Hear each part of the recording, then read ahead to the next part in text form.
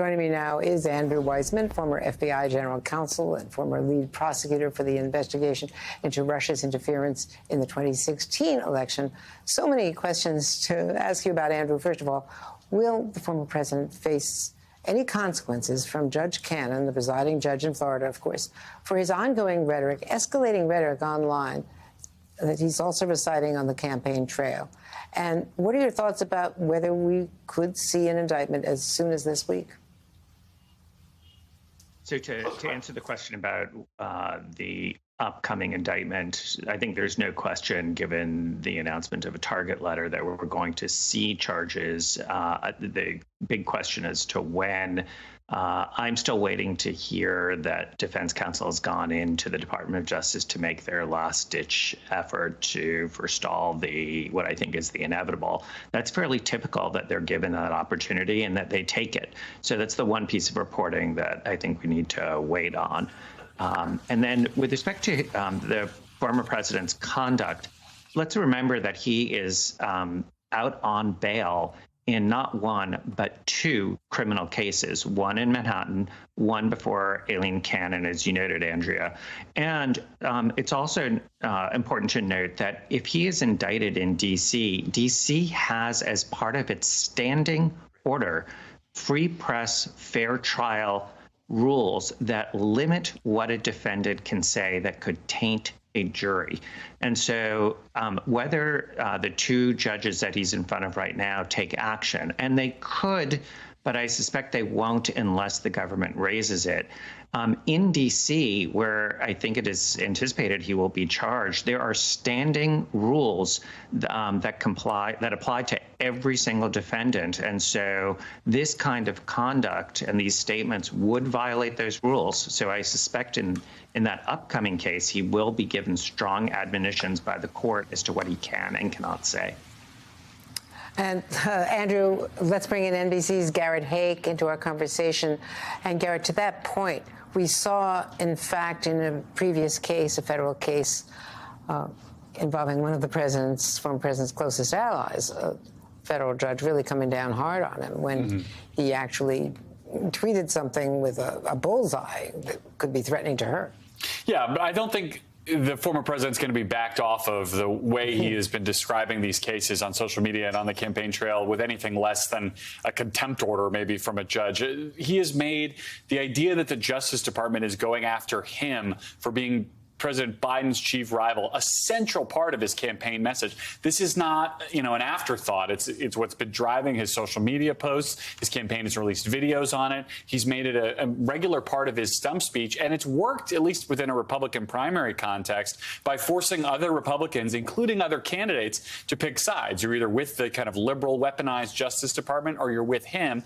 And I think he'll argue that this, his speech is political because he believes these indictments, plural, thus far, have been political. I have a very hard time seeing him backing off any of that language anytime soon. Andrew, do you expect more indictments from potential co-conspirators? And what is the downside of that? In that I've heard some argue, and maybe it was you, in fact, I watch you so often on our network, but that Nada really shouldn't have been indicted because that doubles extends the case, because then you've got two defense lawyers doing cross-exam, two during opening and closing statements, and it doubles the time of the trial, arguably. Well, that is the downside of having more than one defendant, is that it is potentially a longer case.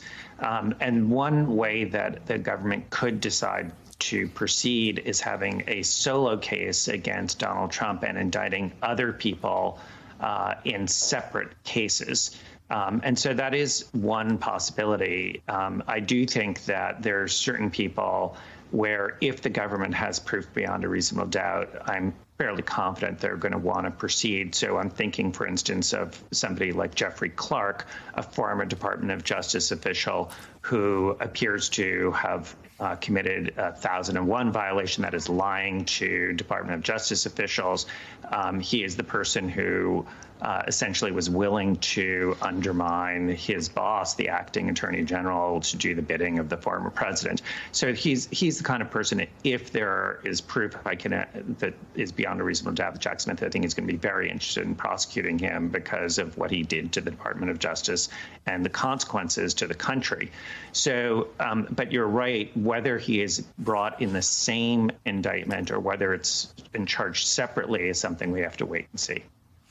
In fact, I think he was acting AG for a couple of hours. He was listed that way on the White House with the White House Secret Service for entry, those so-called wave notices, until the president actually backed down under severe protests from his general counsel. Let's follow up on Clark for a second, Garrett, because what do we know about whether he did or did not receive a target letter?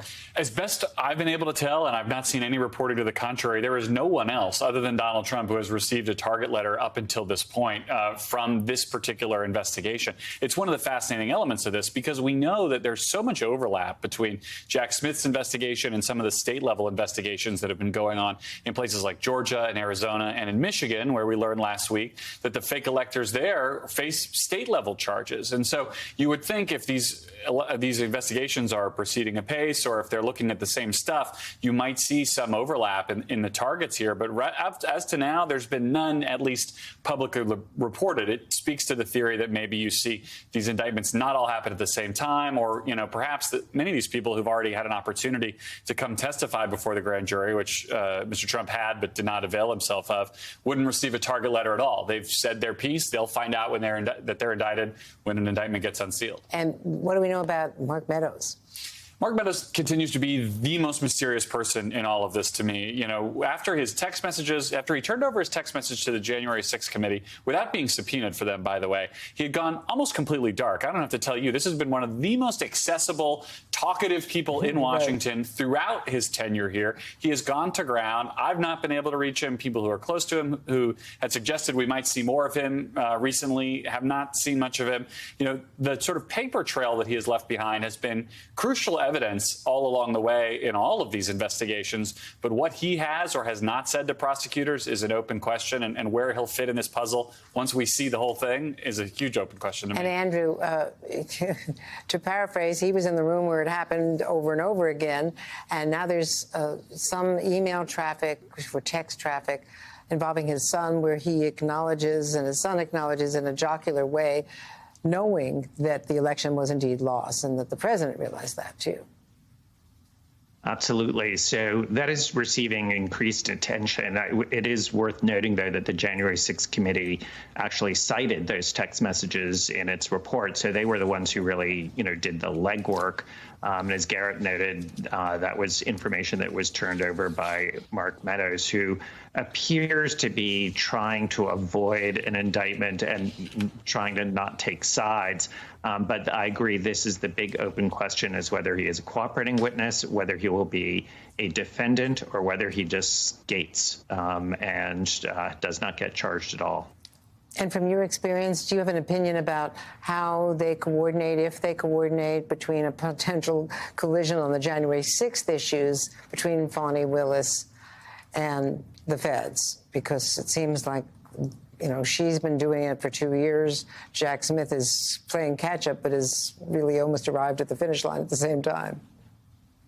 I think that to the extent that they have not coordinated so far, I think they have to, simply because I think that the Georgia case is really a subset of what we expect Jack Smith to charge. And so they're going to have the same witnesses that they're going to need to interview. They're not going to want to have them interviewed twice. They're going to need to share interview notes that were taken by the respective agents. So there is going to need to be some coordination by those two offices. And that's not unusual to have that in a situation like this.